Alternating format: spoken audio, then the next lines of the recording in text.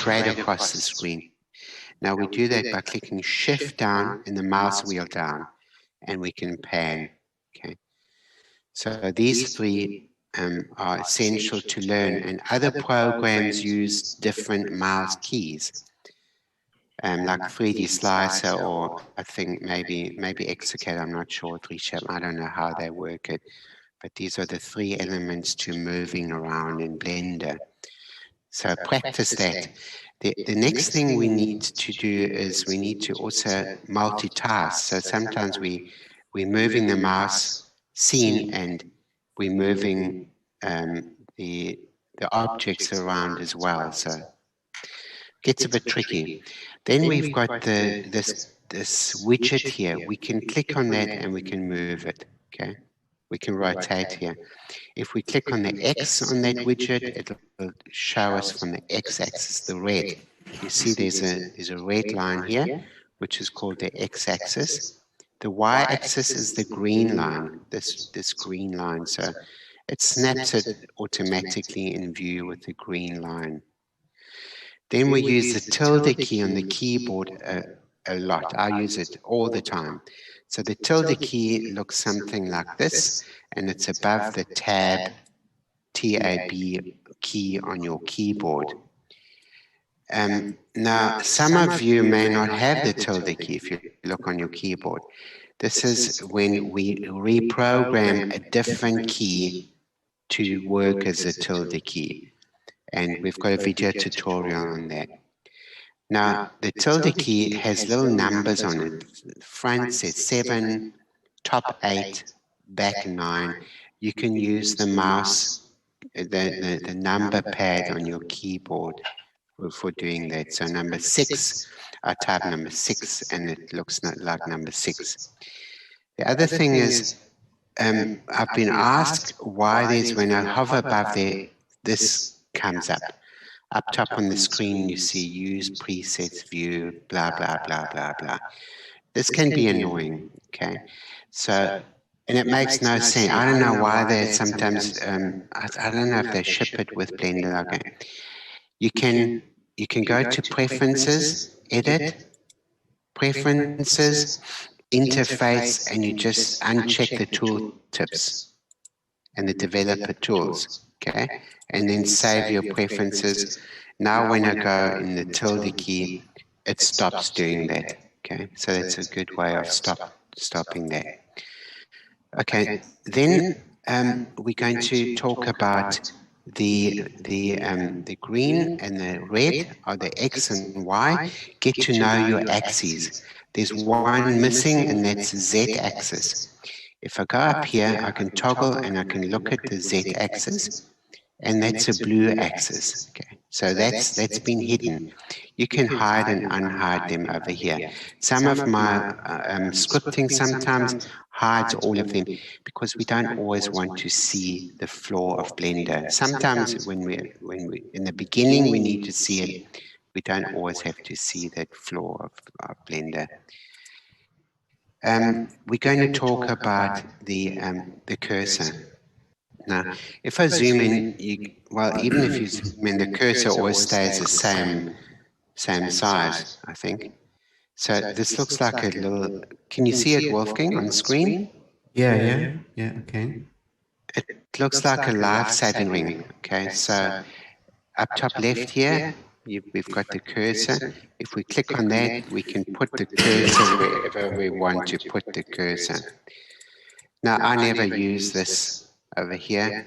I use the shift to right click. Okay, shift and a right click. That places the cursor anywhere I want it to go. So that's a little bit like, having a laser gun and you're focusing on a target, and then the bullet follows. Okay, the same thing. So this cursor is very important. It's a starting point of whatever procedure we do. So if you're adding text, you're putting down like a cutting tool, or you're doing anything, where you want to place something on the model. This is where we use the cursor. Okay, shift right click. We've got a whole printed sheet of shortcut keys.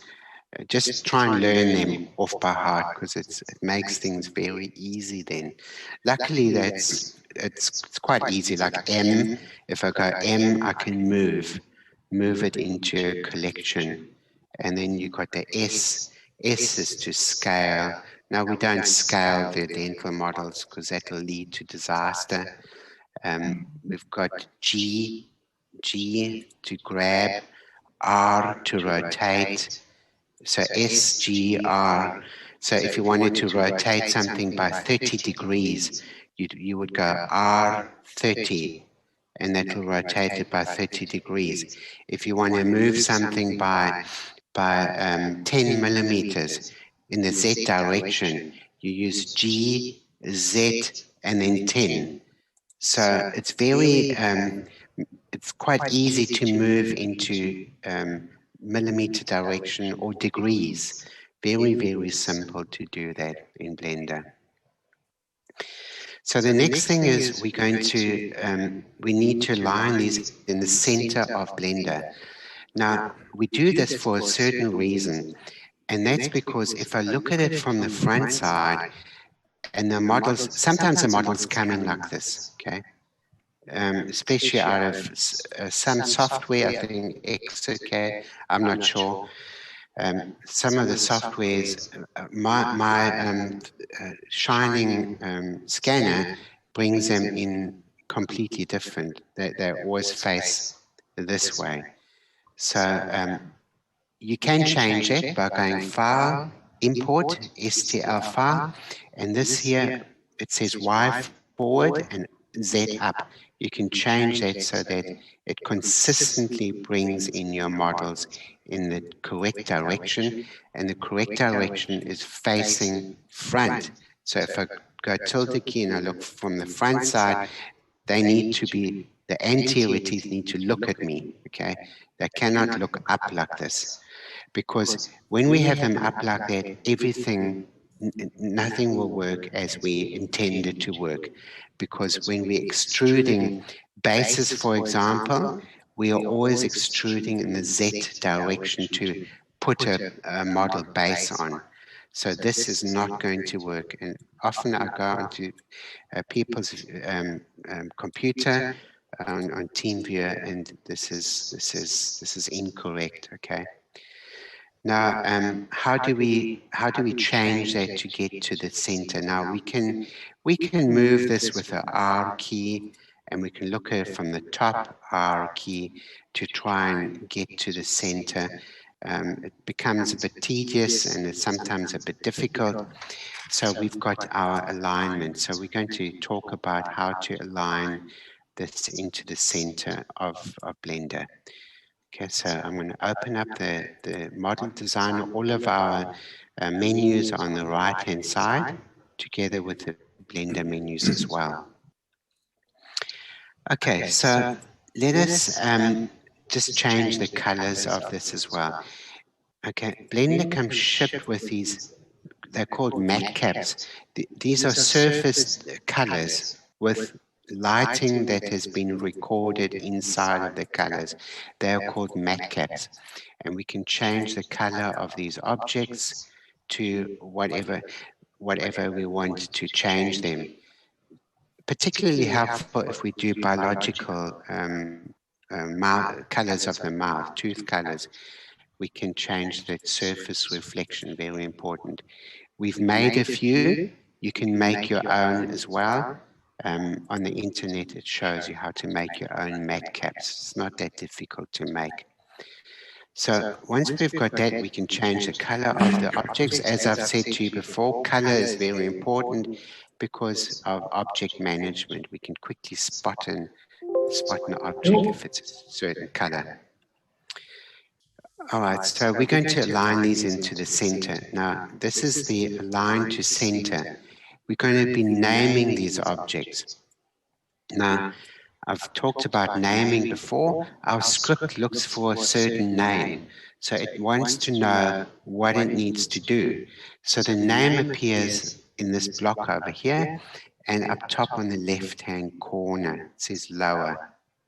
Okay, so no, yeah, it says lower. The upper will say upper. You can name them here. You can change the name there.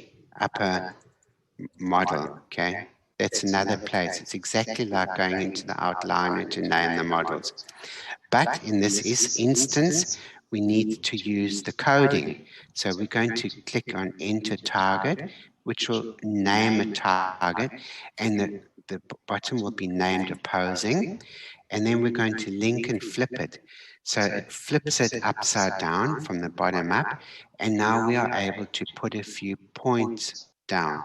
So I'm going to put the cursor down, shift right click, and I'm going to click on 4 points. And that'll bring a sphere, a little point on the cusp tip. I'm going to then put my cursor down, and I'm going to click on another one. Now we don't want 5 or 3 points, we need 4 points. Now we can go like this. Some of you don't have, some keyboards don't have the P key. We've noticed, I think maybe Japanese or Chinese keyboards or something, the P key. So you're going to have to go on this one here, this button. If you do have the P key, you can just click on the P on the keyboard. Or what I do, I use the Shift D. Shift D is to duplicate, and then I move it into certain position. Now I'm moving this into this position because I would like to have a shape like this so that it can calculate the midpoint, it can calculate this one here, and it will take these little points and plonk them down onto the Blender workspace, which is over here. Okay, so this is the reason why we are doing what we are doing. Okay, let's just take all of this away. Excellent. Then we're going to click on Align. So it's aligned it perfectly. So Michael, if you've only got one model, can you just tell us what to do? Call it target, and then put your 4, it won't flip it, you just move it, and then you put your 4 points and you click on Align. If it's a lower model, you do exactly the same thing. Let's just go one step back. Okay. So if you've got like if you don't have teeth on your model, you would put your points. Let me just take this away again. Just erase.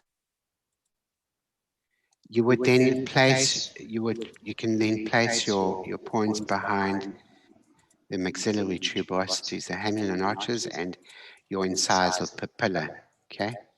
If you've got like a little scan, a miniature scan, place them like this. Okay, like that. Just think of it as putting it on the table. Okay, that's essentially what we are doing. So just take this, put it back, and align. All right. Okay, if it's upside down, you click on one of these. Okay, so if it comes upside down, that's because it takes its shortest path, and sometimes that's what it does, unfortunately. But yeah. So then what we're going to do is we're going to talk about the meshes. If I go tab, we are able to see the mesh structure of how these meshes look like. Meshes are made up of 3 elements. We've got vertices, edges, and faces. So these dots here are called vertices. I can click on these vertices, okay, by shift left clicking on these. Now, sometimes we may want to select the edges.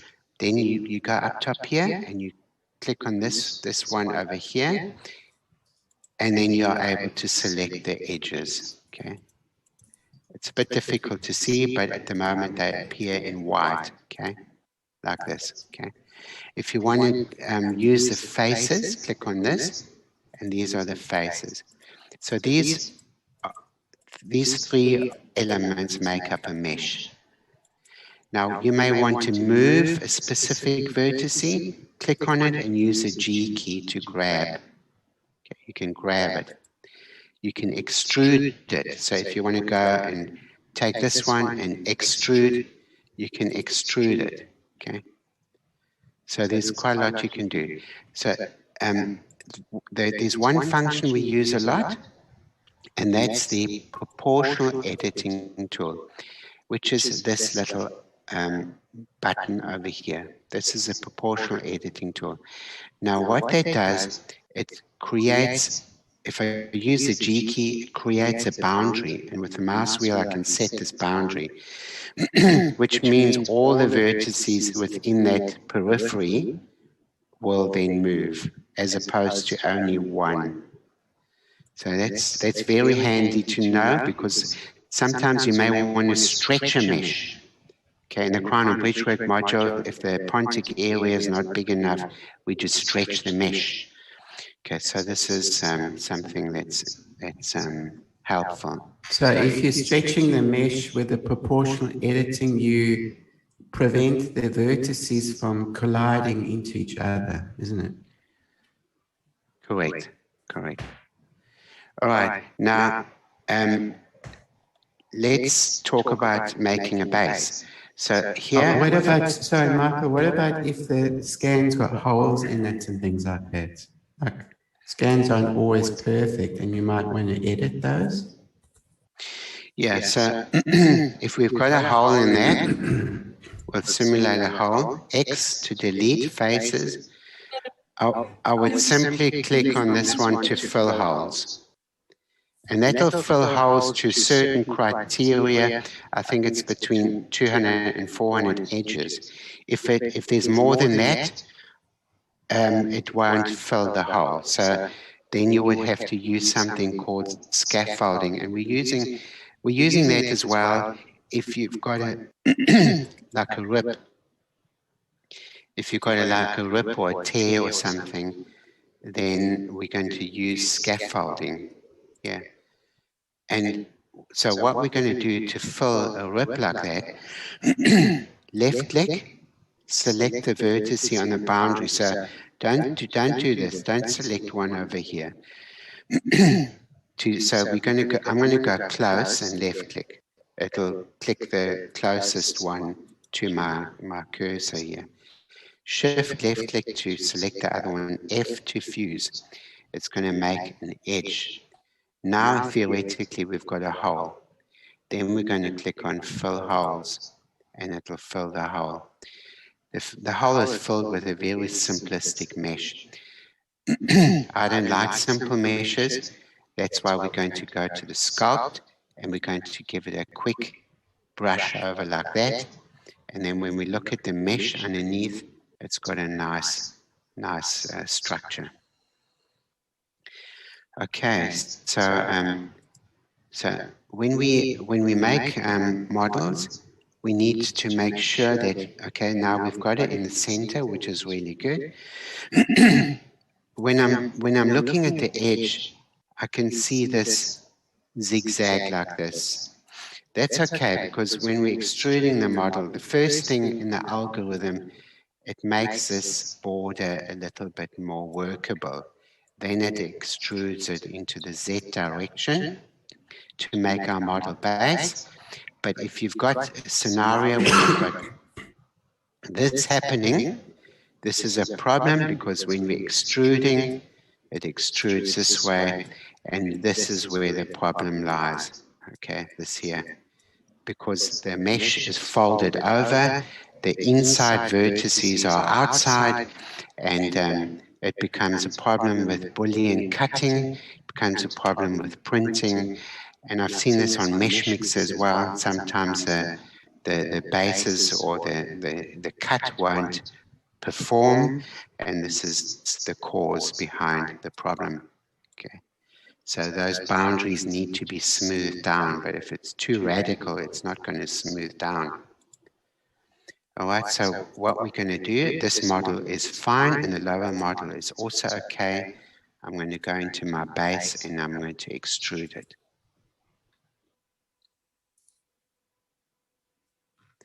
Okay, and very often you can do that, unless the mesh is a disaster.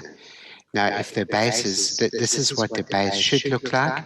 If you've got a hole in your scan it's actually not going to look like that. It's going to have like folds and a hole, hole. It's going to look awful. And don't continue, because just go back, Control Z on your keyboard, click on fill holes, and then extrude your model again. All right, so then when this base is too long, click on the arrows. The arrows help you, this one, the arrows help you in setting the model base up and down, okay? You can lengthen it. If you want to scale it, S to scale, and you can move this one over here. Or you can do whatever you like, okay? So this is highlighted when you click on Scale Edit. All right, so we've discussed the alignment and we've discussed this one. You can make a model with a border, and that's got like a 1 millimeter little border going around your scan. Okay, so I'm going to move a bit faster now because of timing. Now, the arch cutting tool we need a lot if the scans don't look good, okay? And we want to get rid of excess. Simply click on the arch cut, use the G key to grab the E and then left click. Always E left click.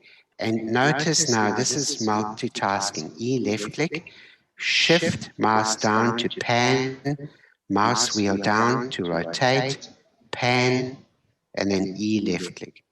So there's a bit of multitasking. So here, move your, rotate your scene, pan your scene, continue. Okay. Again, rotate your scene, pan your scene, rotate your scene, zoom your scene. So there's quite a bit of things happening here. These are vertices that I'm putting down. Notice that when we've got the ruga area, or big hills and valleys, I call it, we're putting down more because we want to go over these bumps. Okay, so if you don't do that, it will cut through the bump, and then your scan is not going to cut. Okay, here we can lengthen our stride. Okay, it's a bit like running up steps, on a hill or something. You need lots of steps to get to the top, whereas on a straight you can lengthen your stride and run faster. Okay, so here E left click. Some of you guys don't do E left click, like Wolfgang, for example. I know he uses this one. So you click on extrude, and then you just basically left click. I don't use that much at all.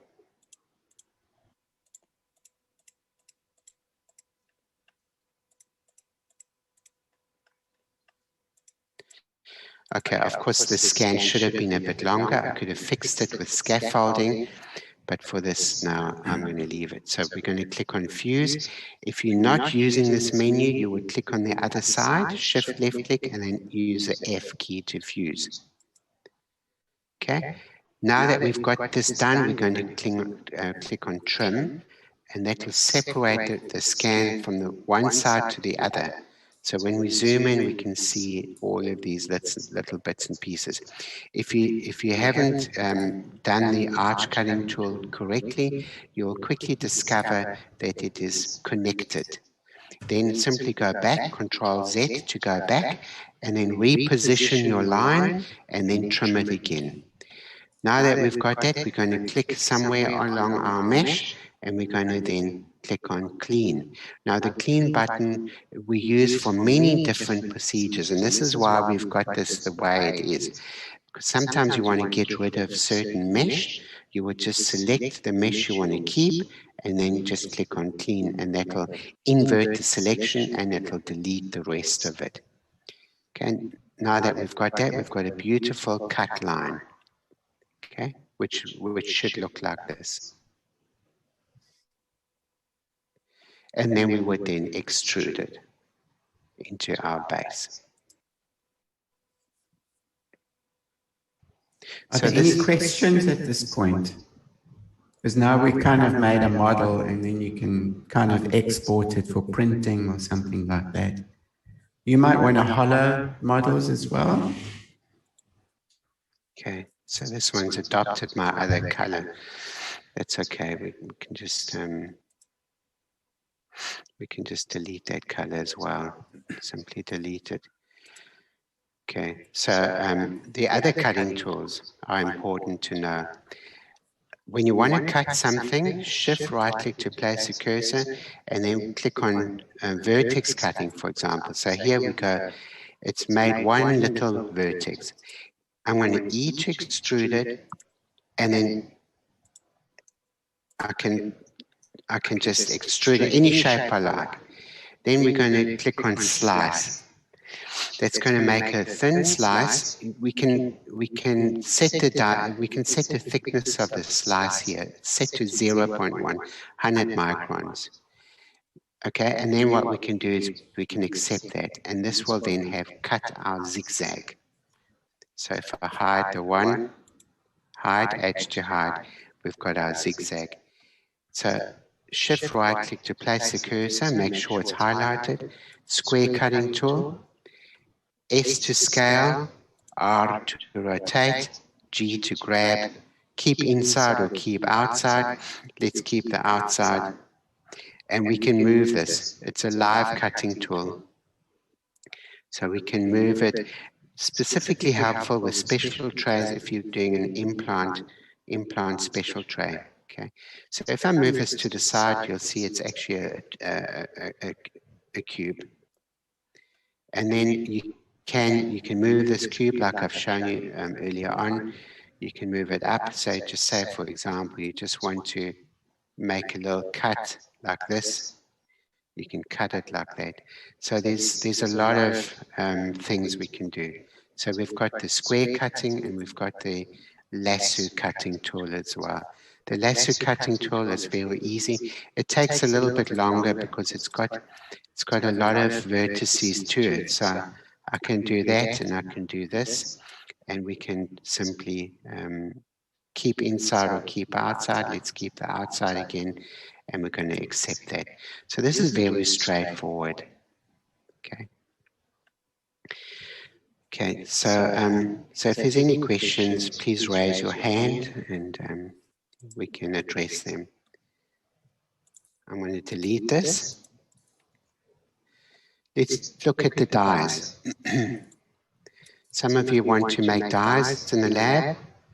This is quite easy to do. Select your model, shift right click to place the cursor. We're going to then click on draw die, and that'll bring up two vertices, of which one is highlighted. I'm using the G key and the E key to extrude, and I'm going to extrude this line around the model, like that.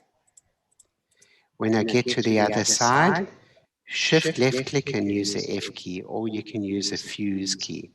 If you want to move them, simply drag them out to move them. Now this is a cutting tool and we need this above the surface, and please don't start like this to make your die. Look at it from this way, so it's sort of parallel to your screen, and you're looking down the model, down the inside.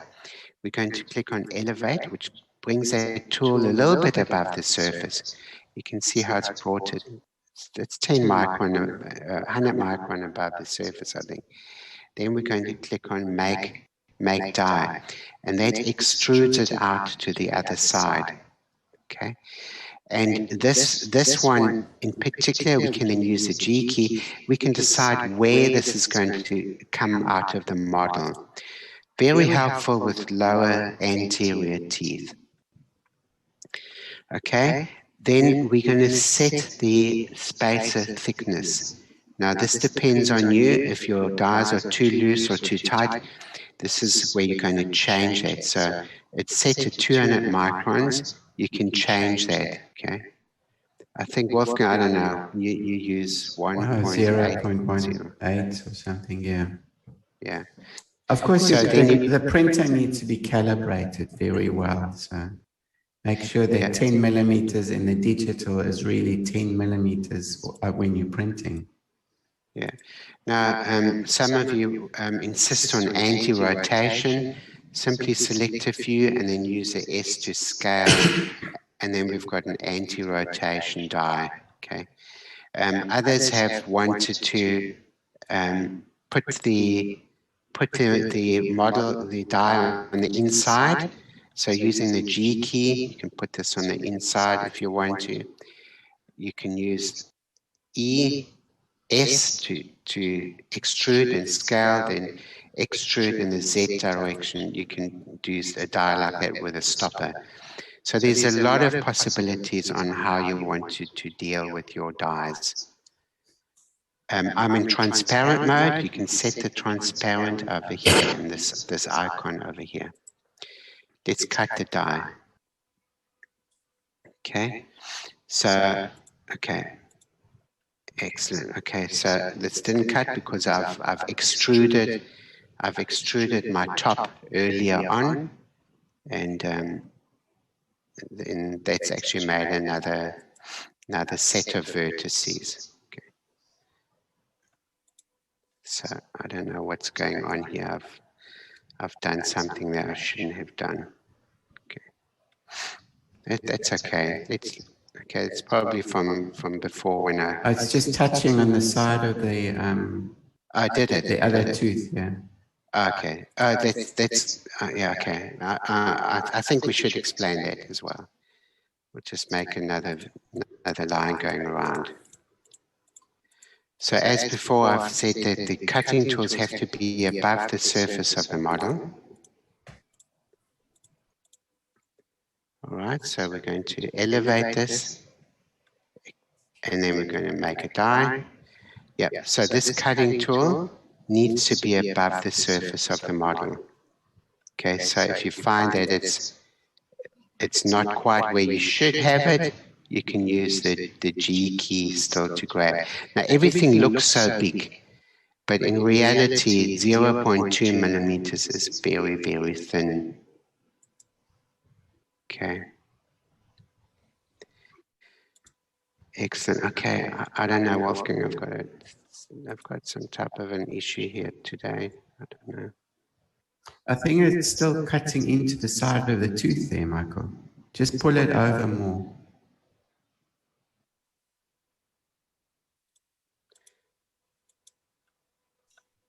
Yeah.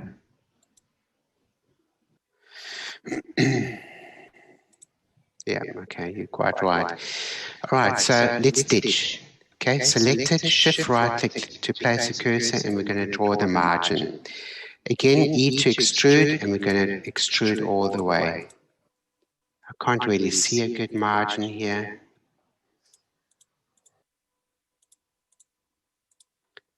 Okay, so all the way like this.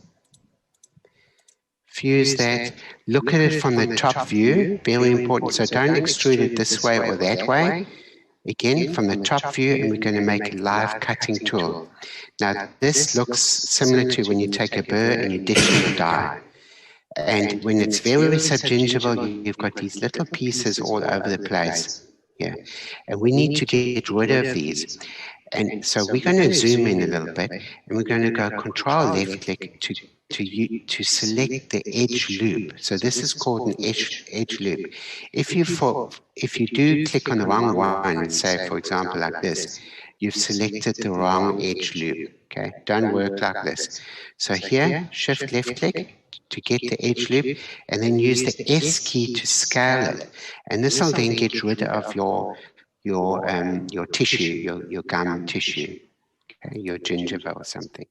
And then simply click on ditch. So here we've got a die and we've got a ditched model. We can ditch directly on the model. So here, shift right click to place a cursor, and then we're going to be drawing. So we're going to extrude that as well. So this is handy when you want to just retrofit, say, a zirconia bridge onto the model, Michael?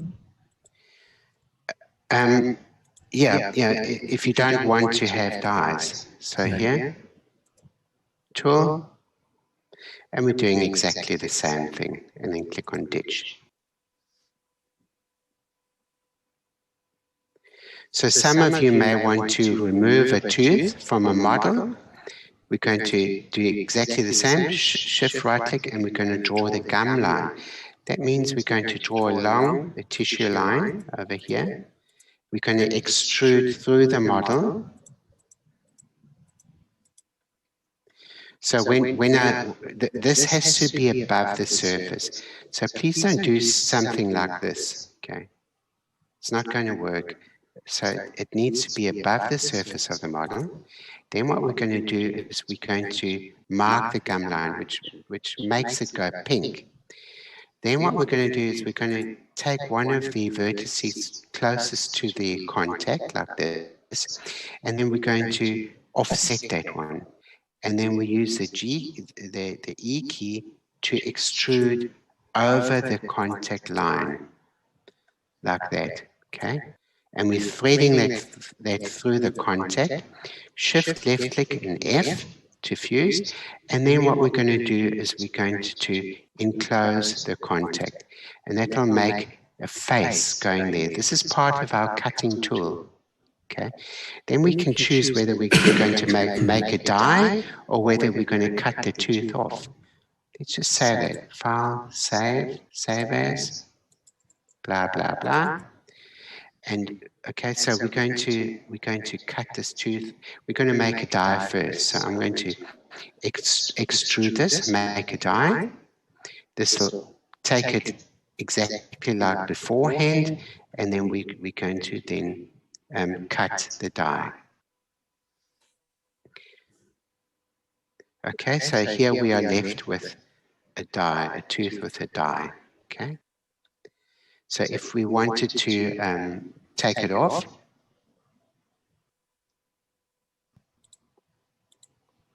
just get the one that I've saved here. We would then enclose the base, which is the bottom bit. We're going to pull this down a little bit to decide how deep we're going to socket it, and we're going to remove the tooth.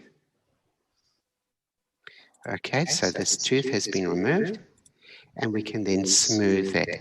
This tooth can then be used for a partial flipper denture with a splint module. All you need to do is paint on or make a layer, and then use that same tooth to make a partial flipper if you want to. All right, so I think we've covered most of it, Wolfgang. Study models. Study models, very, very simple. We're going to separate these two models. Click on separate because they are one object. Then we're going to name these models. So this is the upper model and this is the lower model. We're going to import like a stencil. And we're going to see this from the top view. It's transparent for good reason, because we can then move this stencil along where our model is. Okay, so we're going to move it along and make sure that the model is in fact inside of this perimeter. If it's not, scale it, S to scale, okay? But then we're going outside of the American Board of Orthodontics. If we do scale it, you can trim the model as well if you want to make it fit. So either scaling this or trimming the model. From the side, it looks like that. And we are able then to move this up and down. Okay. So if you see that it's cut your tooth off like that, move it up this way or down. If you wanted to edit this part, click on edit, and we can then change it. So if you wanted to, you can bring this up to get a smoother transition, for example. When you're happy with that, click on upper base and lower base. So it's very, very, very simple to make. Can you hollow that, Michael, or put it, yeah, just show us how to hollow? All right, so hollowing. Let's go to the hollowing.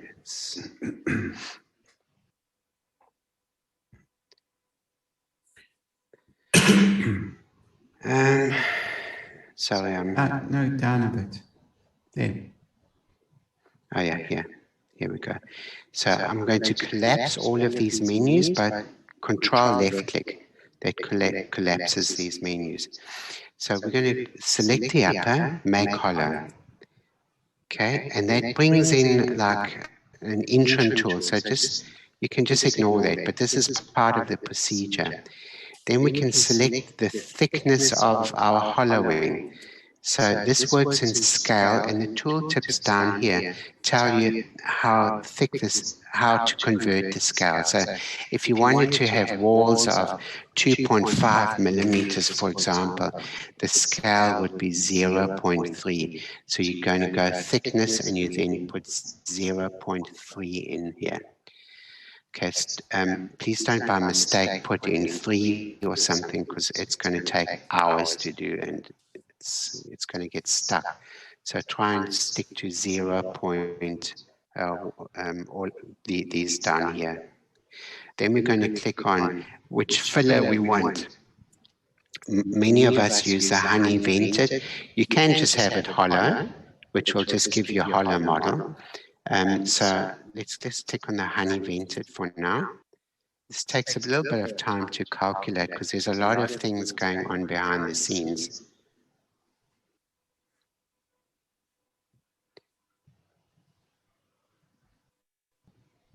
Excellent. So it's brought in a honeycomb. Now this is a cutting tool which we can then set, and we can move this up or down. Okay. Now this is an interim step.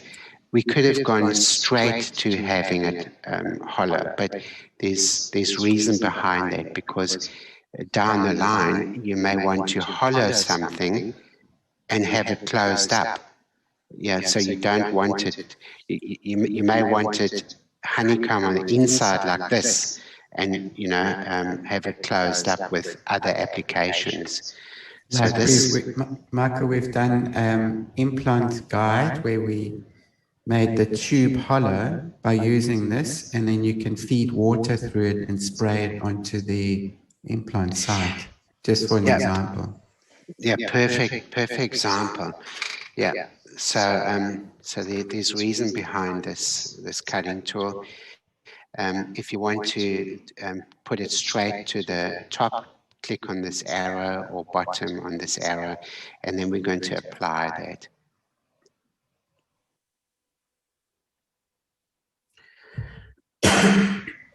All right, so we've got it, these little vents going through there for to prevent the suction.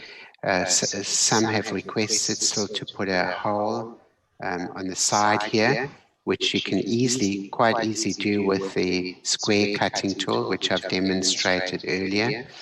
So I'm not going to demonstrate that now, or you can make a hole through that. That's quite easy to do as well.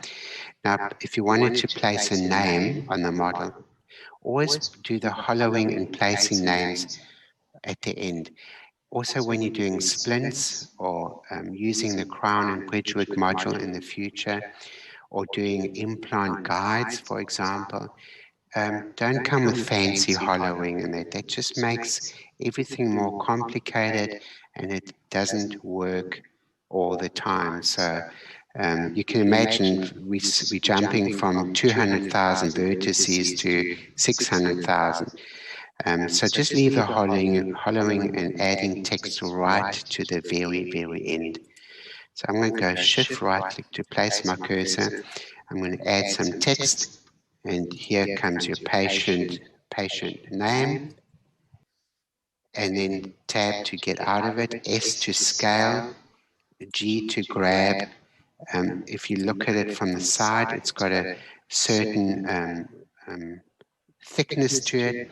You can change this thickness 0.4 or whatever you want. It actually goes inside and outside of the model so that we can choose whether we want to emboss it or we want to engrave it.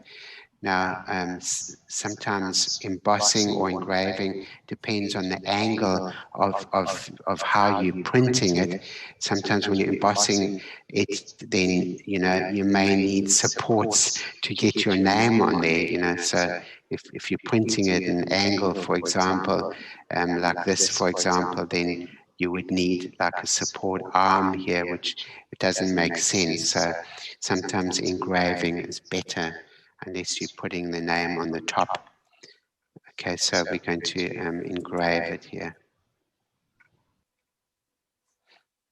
Okay, so this is what it should look like in edit mode. Your mesh, this is what it should look like. We've changed this a few times over the months, but yeah, this is what it looks like. Okay, any questions regarding this? There's lots to absorb, so. Wolfgang, have you recorded this session? Yes, I have.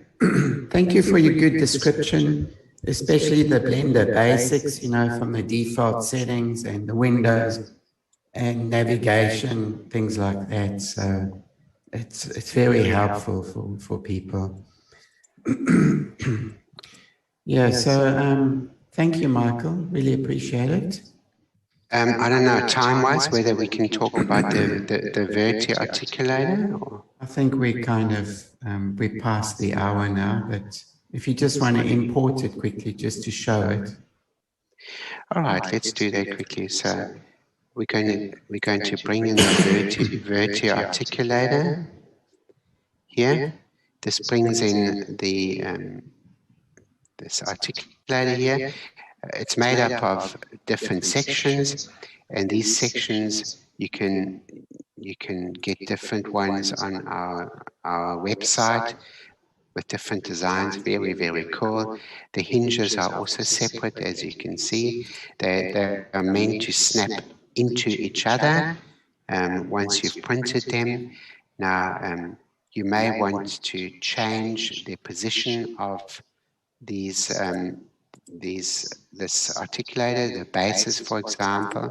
So say, for example, you've put the lower jaw, you've opened it up in our articulator module, and you've put it slightly forward for sleep apnea device or splint or whatever you have, and you wanted to articulate like this, and the Virtual Articulator doesn't fit.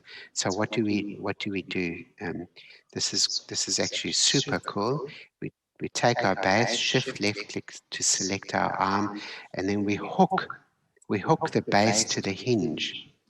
And once we've done that, we can move this anywhere we like. It's like chewing gum, it stretches. We can place this exactly where we want to place it, and then we can print it. Now, how do we print things? We left click, shift left click. We select all of the ones that we want to print, all of the objects, file, export, STL file. You have to select this box, selection only.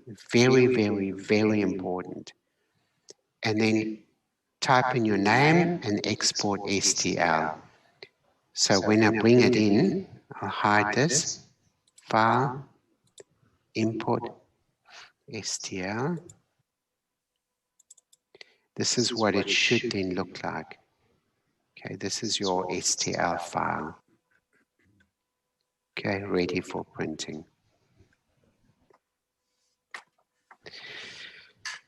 Excellent. I think that concludes it for today. Yep, awesome.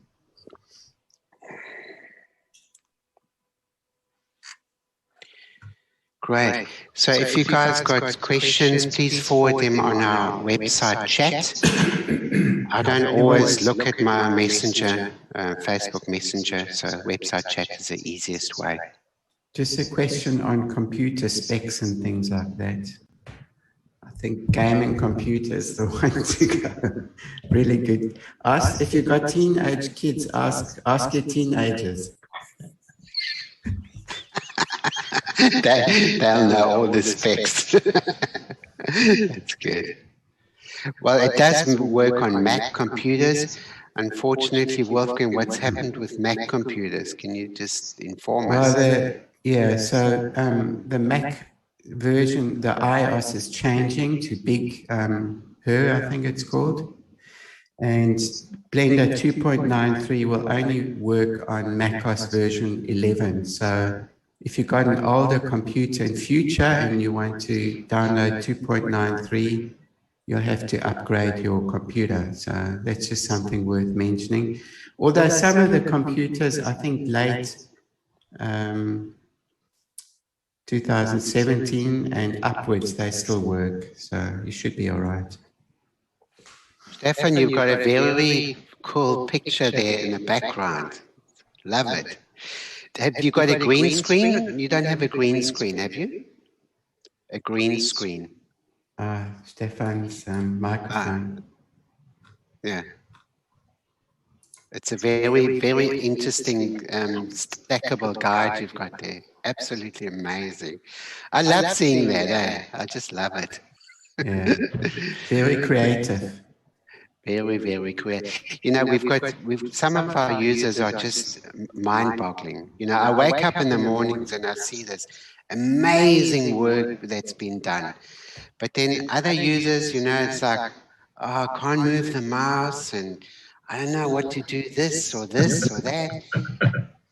And it's all in our videos, but, you know, following instructions, sometimes, especially men, we don't like following instructions.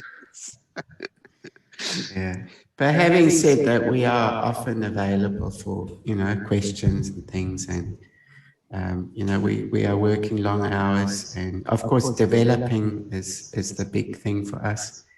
But, yeah, if you need help, and, of course, we have the tutors available.